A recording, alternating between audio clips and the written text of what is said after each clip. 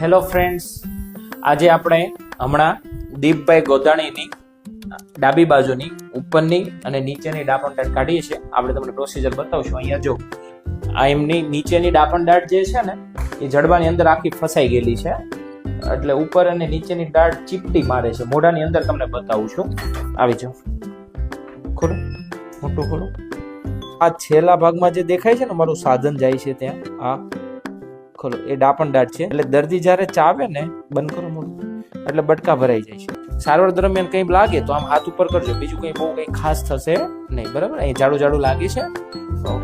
Generally શું થતું હોય, ડાપણ દાઢની ઉપર જે ચામડી ચડેલી હોય એને ડોક્ટર બે રીતે હટાવી શકતા હોય.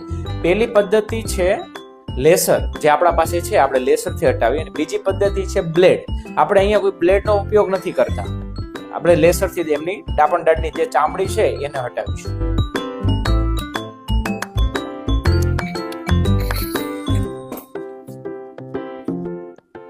આ નીચેની સક્સેસફુલી કાઢી દીધી છે.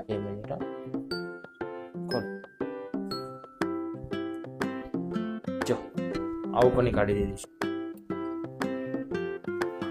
3-4 દિવસથી દુખતું હતું, પણ આજે મુલાકાત લીધી પણ ખબર ના પડે તે રીતે પણ બંને દાઢ દૂર કરી દીધી.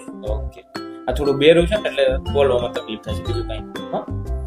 આ આઈડિયલી છે તમારી ઉંમર નાની છે એટલે જલ્દી નીકળી જાય. આ જ વસ્તુ જો તમારા ફાધરમાં આપણે કાઢવા જઈએ ને તો આપણે કાપવી પડે, દાઢને ઊભી કાપવી પડે, એ બધી તકલીફ પડતી.